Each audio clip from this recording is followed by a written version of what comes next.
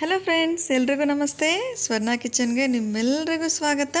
ಇವತ್ತು ನಮ್ಮ ಕಿಚನಲ್ಲಿ ಕ್ಯಾಬೇಜಲ್ಲಿ 65 ಮಾಡ್ತಾ ಇದ್ದೀವಿ. ತುಂಬ ಈಸಿಯಾಗಿ ಮಾಡ್ಕೋಬೋದು, ತುಂಬಾ ಚೆನ್ನಾಗಿರುತ್ತೆ. ಇದು ಮಕ್ಕಳಿಗೆ ಸ್ನ್ಯಾಕ್ಸ್ ಬಾಕ್ಸ್ಗೆ ಆಗಿರ್ಬೋದು, ಹಾಗೆ ಸಂಜೆ ಟೈಮಲ್ಲಿ ಟೀ ಜೊತೆದಲ್ಲಿ ಕಾಂಬಿನೇಷನ್ ಆಗಿರ್ಬೋದು. ತುಂಬ ಚೆನ್ನಾಗಿರುತ್ತೆ, ತುಂಬಾ ಈಸಿಯಾಗಿ ಮಾಡ್ಕೋಬೋದು. ನಾವೀಗ ಟೈಮ್ ವೇಸ್ಟ್ ಮಾಡೋದು ಬೇಡ, ರೆಸಿಪಿನ ಸ್ಟಾರ್ಟ್ ಮಾಡೋಣ. ನಾನಿಲ್ಲಿ 300 ಗ್ರಾಮ್ಸ್ ಆಗೋಷ್ಟು ಕ್ಯಾಬೇಜ್ನ ರೀತಿ ಕಟ್ ಮಾಡಿ ನೀಟಾಗಿ ತೊಳ್ಕೊಂಡು ಸಬ್ಬಗ್ಸೋದು ಬರುತ್ತಲ್ಲ ಅದರಲ್ಲಿ ಹಾಕಿಟ್ಟಿದ್ದೆ. ನೀರೆಲ್ಲ ಸ್ವಲ್ಪ ಡ್ರೈ ಆಗಲಿ ಅಂತೇಳ್ಬಿಟ್ಟು. ಇದರಲ್ಲಿ ನೀರಿದ್ದರೆ ತುಂಬ ನೀರು ಆಗಿಬಿಡುತ್ತೆ. ಹಾಗಾಗಿ ಈಗ ಇದಕ್ಕೆ ನಾನಿಲ್ಲಿ ಒಂದು ಅರ್ಧ ಕಪ್ ಆಗೋಷ್ಟು ಕಾರ್ನ್ ಫ್ಲೋರ್ ಹಾಕ್ಕೊಳ್ತಾ ಇದ್ದೀನಿ. ಹಾಗೆ ಒಂದು ಅರ್ಧ ಕಪ್ ಆಗೋಷ್ಟು ಕಡಲೆ ಹಿಟ್ಟು ಹಾಕ್ಕೊಳ್ತಾ ಇದ್ದೀನಿ.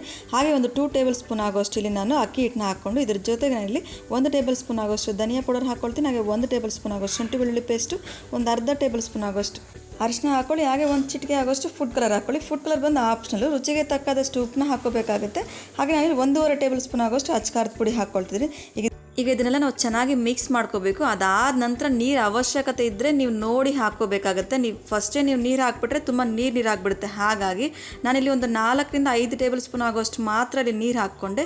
ಈ ಎಲೆಕೋಸಲ್ಲೂ ಸಹ ನೀರಿರುತ್ತೆ, ಹಾಗಾಗಿ ನೋಡಿ ನೀವು ನೀರು ಹಾಕ್ಕೋಬೇಕು. ಈಗ ಇದನ್ನೆಲ್ಲ ಚೆನ್ನಾಗಿ ಮಿಕ್ಸ್ ಮಾಡ್ಕೋಬೇಕು. ಮಿಕ್ಸ್ ಮಾಡ್ಕೊಂಡ ನಂತರ ನಾವೀಗ ಡೈರೆಕ್ಟ್ ಹಾಗೆ ಎಣ್ಣೆದಲ್ಲಿ ಹಾಕೋಬೇಕಾಗುತ್ತೆ.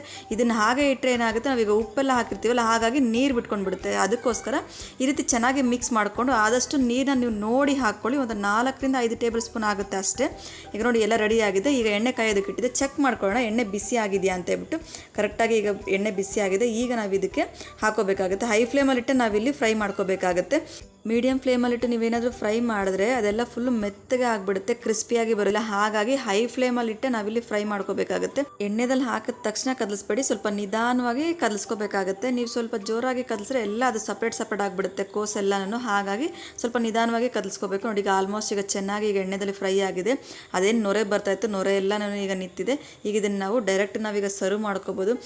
ನಿಮ್ಗೆ ಈ ವಿಡಿಯೋ ಇಷ್ಟ ಆಗಿದ್ರೆ ಲೈಕ್ ಮಾಡಿ, ಹಾಗೆ ನೀವು ಸಹ ಒಂದ್ಸರಿ ಟ್ರೈ ಮಾಡಿ ಕಮೆಂಟ್ಸಲ್ಲಿ ತಿಳಿಸಿ ನಿಮ್ಮ ಮನೆಯಲ್ಲಿ ಯಾವ ರೀತಿ ಬಂತು ಅಂತೇಳಿ.